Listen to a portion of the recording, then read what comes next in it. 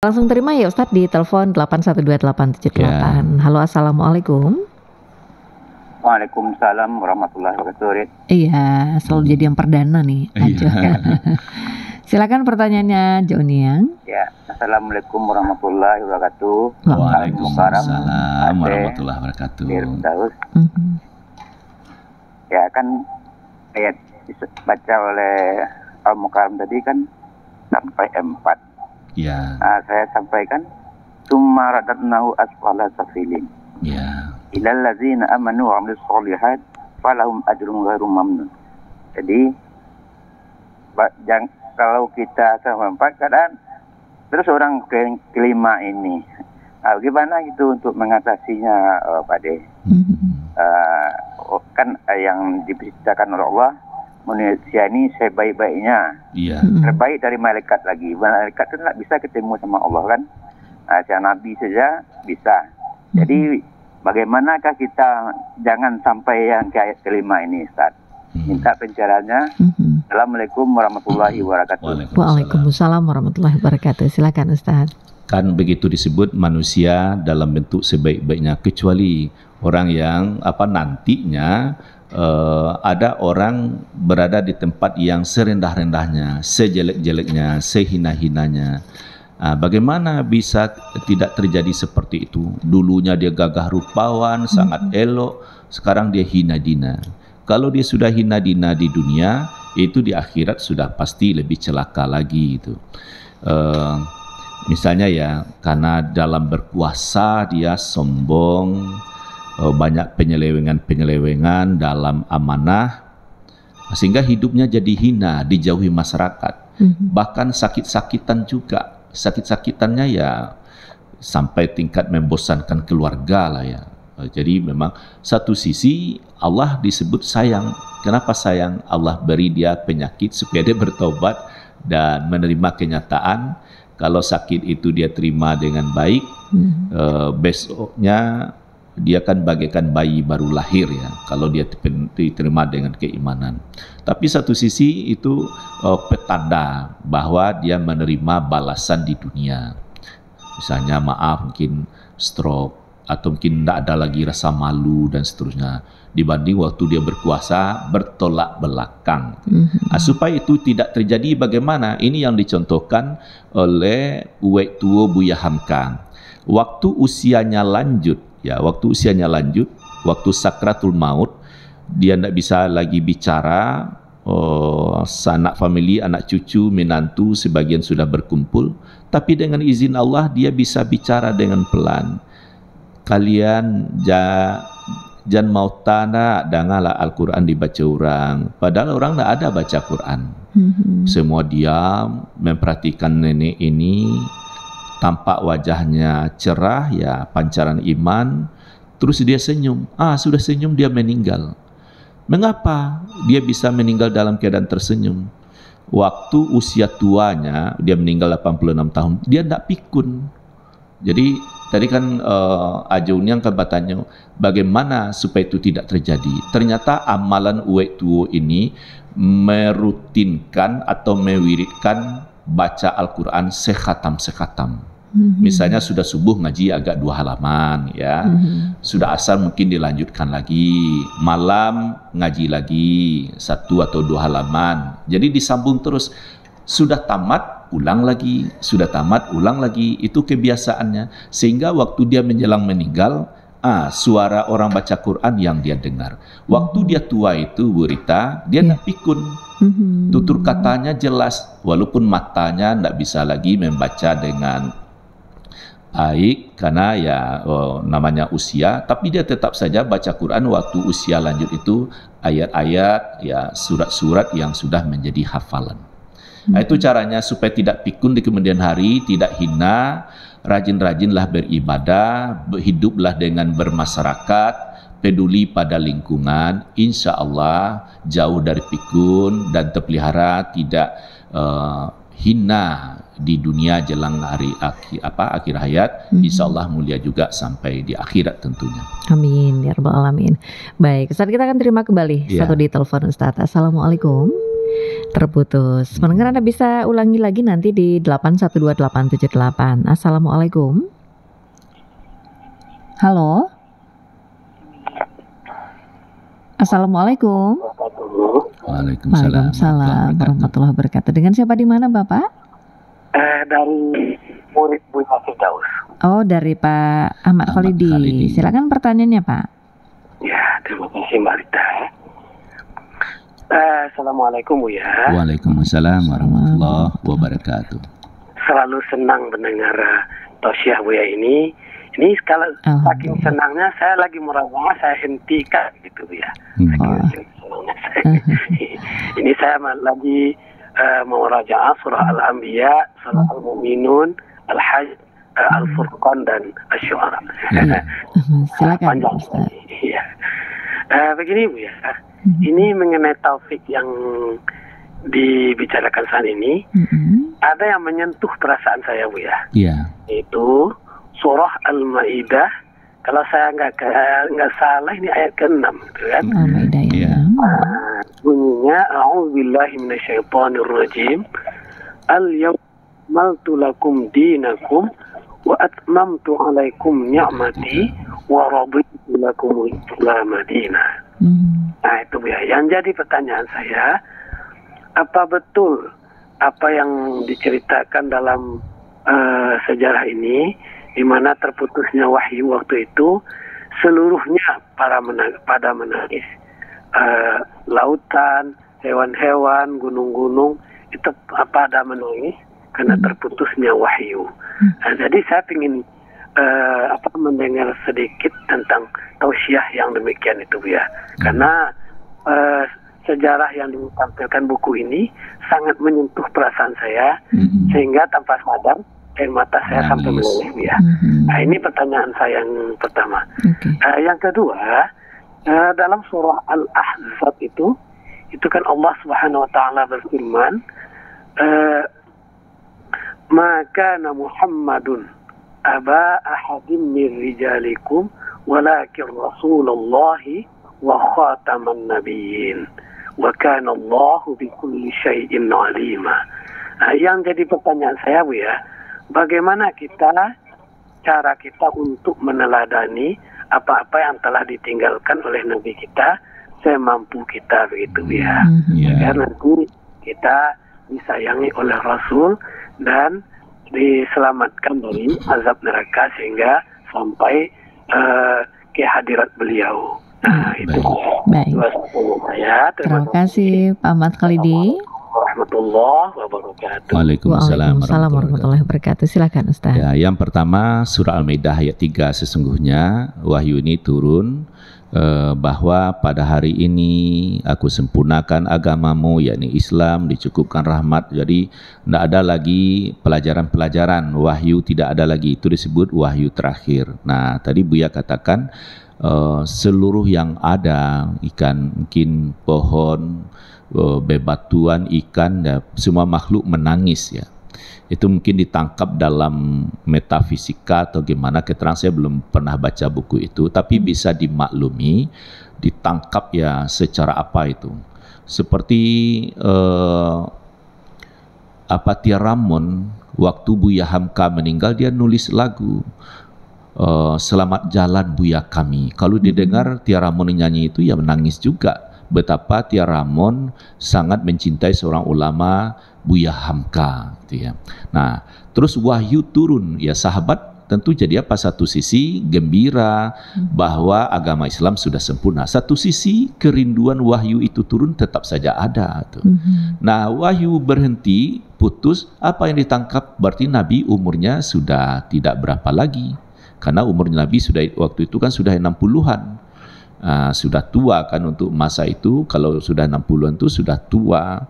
Wahyu terakhir pula, berarti ya alamat apa akan berpisah dengan Rasul. Jadi semua sahabat jadi sedih. Kenyataan kan ya hanya beberapa bulan setelah itu Nabi meninggal dunia. Nah itu ya, jadi Buya tadi menangis juga membaca buku tersebut. Ya, memang dalam firman Allah, Allah menjadikan manusia itu tertawa dan menangis. Wa annahu huwa adhaka wa abka. Surat An-Najmi ayat 43. Dialah yang menjadikanmu tertawa dan menangis. Yang kedua, bagaimana mengikuti supaya meneladani Rasulullah Sallallahu Alaihi Wasallam. Ya, misalnya tetaplah salat, tetaplah berjamaah, tetaplah bermasyarakat, tetaplah peduli dengan lingkungan, terutama anak yatim, orang-orang terlantar. Ya, tidak boleh enak sendiri itu. Kalau misalnya hanya membereskan diri sendiri, kita disebut pendusta agama, seperti surat Al-Ma'un itu. Makanya Kiai Haji Ahmad Dahlan, dia memahami ayat Al-Quran itu tidak hanya dibaca saja, tapi diamalkan. Nah, sehingga muridnya nuntut, kok ini saja pelajaran kita surah Al-Ma'un, kemarin sekarang sudah hafal, sudah lancar, sudahkah kamu amalkan? Kata Kiai Haji Ahmad Dahlan, ya belum. Ayo diamalkan. Ya, dicari uang, dikumpulkan, koran bekas, botol dijual, hasil penjualan itu dapat uang, dibelikan ke nasi, dikasih kepada orang miskin. Nah, di situ cikal bakalnya berdirilah panti asuhan dan seterusnya itu. Nah, jadi diamalkan. Nah, itulah sebenarnya bagaimana meneladani Rasulullah, hidup umat ini bisa sejahtera, ya gitu. Sekarang alhamdulillah orang-orang kaya sudah begitu banyak yang dermawan. Tentu perlu juga pengawalan, keikhlasan, jauh dari ria dan seterusnya itu ya. Terus bagaimana lagi meneladani Rasulullah? Ya, baca ayat-ayat tentang Rasulullah, tentang Rasul, bahwa dia lemah lembut, suka pemaaf. Terus baca pula hadis-hadis tentang Rasulullah, apa perkataannya dan perilaku Nabi sehari-hari itu apa. Kita baca, kita hayati, dan kita cocokkan pula semampu kita. Saya rasa itu. Jadi paling tidak semua kita ya pendengar, pastikan kita sudah menamatkan bacaan buku tentang Rasulullah. Kalau bisa 25 Rasul, bagus. Ya, sekurang-kurangnya kisah Nabi SAW benar-benar tamat. Gitu. Baik, terima kasih Ustadz. Itu untuk Pak Ahmad Khalidi di Batu Sangkar. Sebentar lagi ya Ustadz di telepon, ini masih tentang pesona diri pendekatan sunnah. Kita bersama Ustadz Firdaus MHI. Assalamualaikum. Waalaikumsalam warahmatullahi wabarakatuh. Ibu Eti di Padang. Iya, silakan Bu Eti. Alhamdulillah Bu Eti. Assalamualaikum warahmatullahi wabarakatuh Ustaz. Waalaikumsalam warahmatullahi wabarakatuh. Bagaimana kita menghadapi sekarang kita tidak bisa tidak banyak ngomong yang tidak. Tapi tahu kita kedatangan orang yang suka suzon atau ngomong orang, apakah boleh kita putuskan saja hubungan kita bilang kita sibuk? Apakah tidak salah Ustaz? Terima kasih. Assalamualaikum warahmatullahi wabarakatuh. Waalaikumsalam warahmatullahi wabarakatuh. Bagaimana Ustaz? Kalau misalnya orang datang, kita sambut dengan baik, kita bangun prasangka baik. Nggak tahu kita apakah dia buruk pikirannya atau niat jahat. Kita hindari itu dulu. Pertama kita syukuri, alhamdulillah ada orang yang datang. Apakah dia family, sanak jauh, sanak dekat, kan bisa saja tuh ya. Karena untuk hadir ke rumah kita itu dia membawa rahmat. Kita bangun prasangka baik, kita senyum. Nah, Allah takdirkan suasana sesuai dengan prasangka kita. Boleh jadi dia tadinya mau membentak-bentak, tapi karena kita bangun prasangka baik, alhamdulillah datang, silakan masuk, senang hati, udah lama nih rindu misalnya. Tapi betul-betul dia apa itu, semua kita pastilah rindu ya, walaupun pernah bertengkar, berselisih paham, tapi rindu atas nama bersahabat tetap saja ada. Kita ungkapkan yang positif-positif. Maka Allah belokkan hatinya. Kalau tadinya sebenarnya dia ingin mengata-ngatai misalnya, tapi karena prasangka baik, terjadilah komunikasi yang baik. Jadi membangun prasangka baik lebih dahulu. Sudah dibangun prasangka baik, ternyata lain kenyataannya, ya disinilah bersabar. Tidak memutuskan hubungan, tapi boleh saja dalam bentuk menjaga jarak. Menjaga jarak, dia datang tidak tepat pada waktunya, dengan wajah yang seram pula, daripada ribut-ribut, mungkin ya memilih tidak melanjutkan komunikasi. Jadi menjaga jarak sementara untuk memperdalam kerinduan selanjutnya. Bisa seperti itu. Tapi kalau diputuskan silaturahim memang tidak boleh. Ya, itu untuk Ibu Eti. Iya. Terima kasih sudah bergabung. Pendengar masih ada waktu, silakan di 812878 atau di WhatsApp 08116666975. Nah, Ustadz, kalau menjaga diri kita agar selalu menjadi orang-orang yang rendah hati nih Ustadz. Kadang-kadang kan merasa ada kelebihan. Nah, jadi pesona diri mungkin agak terganggu jadinya. Ini bagaimana Ustadz? Jadi tetap percaya diri, harus tinggi,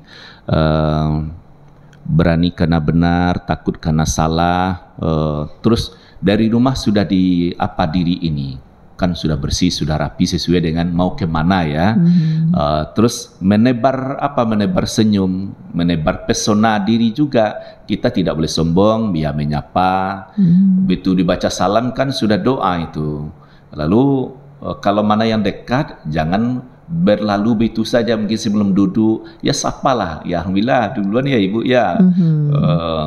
Berarti tidak macet di jalan tadi ya misalnya. Ada saja komunikasi yang kita bangun. Besok begitu pula, alhamdulillah kita bersamaan, tidak nyangka ya misalnya.